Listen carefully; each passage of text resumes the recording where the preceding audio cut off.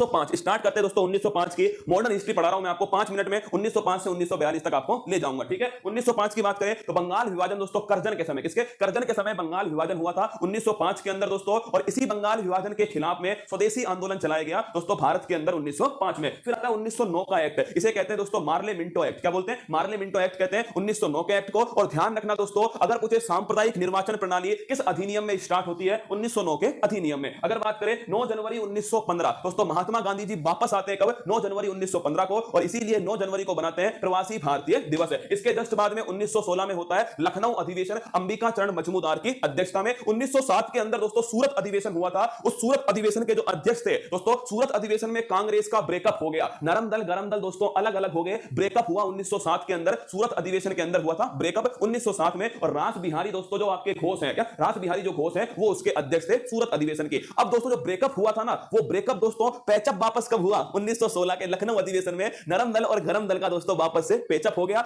लखनऊ अधिवेशन अंबिका चरण मजमूदार इसके दोस्तों अध्यक्ष थे, और कांग्रेस और मुस्लिम लीग जो है इनका भी दोस्तों आपस में संयोग हुआ। इसके बाद है 1917 चंपारण के अंदर दोस्तों गांधी जी पहली बार मैदान में उतरे बिहार की भूमि के अंदर, चंपारण में दोस्तों, वो थी 1917 की घटना आपके। उसके बाद में 1919 के अंदर एक एक्ट आता है दोस्तों, रोलेट एक्ट। कौन सा? Roulette act. ना अपील ना दलील का कानून दोस्तों, ये है आपके रोलेट एक्ट 1919। काला कानून कहा गया। एक दोस्तों इसी समय मॉन्टेग्यू चेम्सफोर्ड अधिनियम जो है वो भी दोस्तों आता है। अगर मैं बात करूं इसके खिलाफ दोस्तों विरोध प्रदर्शन के दौरान 13 अप्रैल 1919 को दोस्तों जलियांवाला बाग नरसंहार होता है, 13 अप्रैल 1919 को दोस्तों, और जलियांवाला बाग अमृतसर में है। इसी के खिलाफ रविंद्रनाथ टैगोर ने दोस्तों अपनी जो उपाधि थी नाइटहुड की उपाधि वो त्याग दी। और दोस्तों इसी घटना के बाद में एक कमेटी बनती है, उसका नाम है हंटर आयोग। क्या? हंटर आयोग। अगर बात करें दोस्तों इसके जस्ट बाद में 1920 में एक आंदोलन स्टार्ट होता है, स्वदेशी आंदोलन। कौन सा? स्वदेशी आंदोलन जो है 1920 में स्टार्ट होता है। यह आंदोलन बड़ी तेजी से आगे बढ़ ही रहा था कि फरवरी 1922 में एक कांड होता है, चोरी चोरा कांड। क्या? चोरी चोरा घटना दोस्तों फरवरी 1922 में होती है। और ध्यान रखिएगा फरवरी 1922 में जो घटना है गोरखपुर के अंदर हुई दोस्तों, उत्तर प्रदेश के अंदर चोरी चोरा घटना।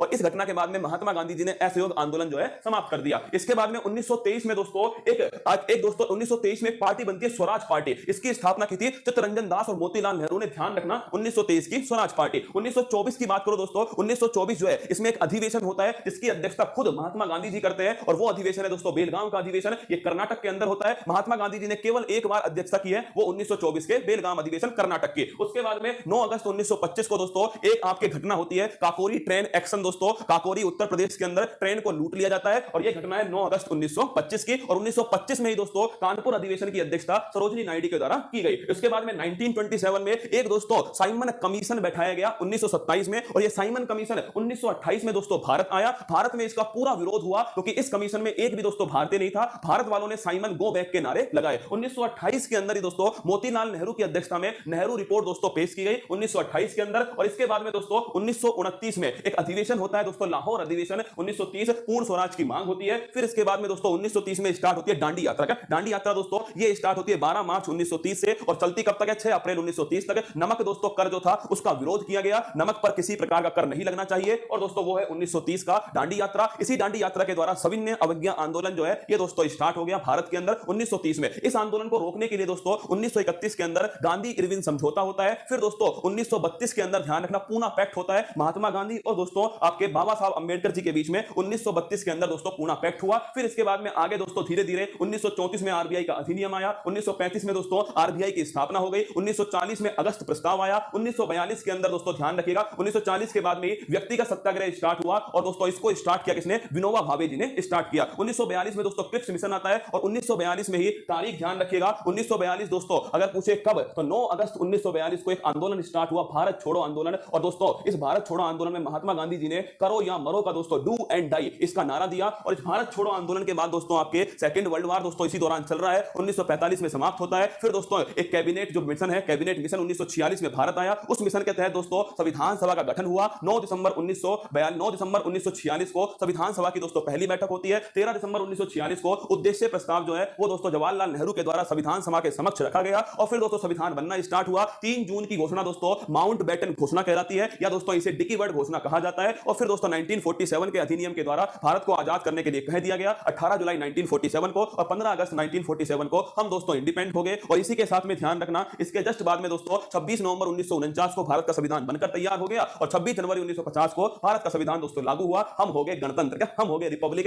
ये दोस्तों एक कहानी थी आपके मॉडर्न हिस्ट्री की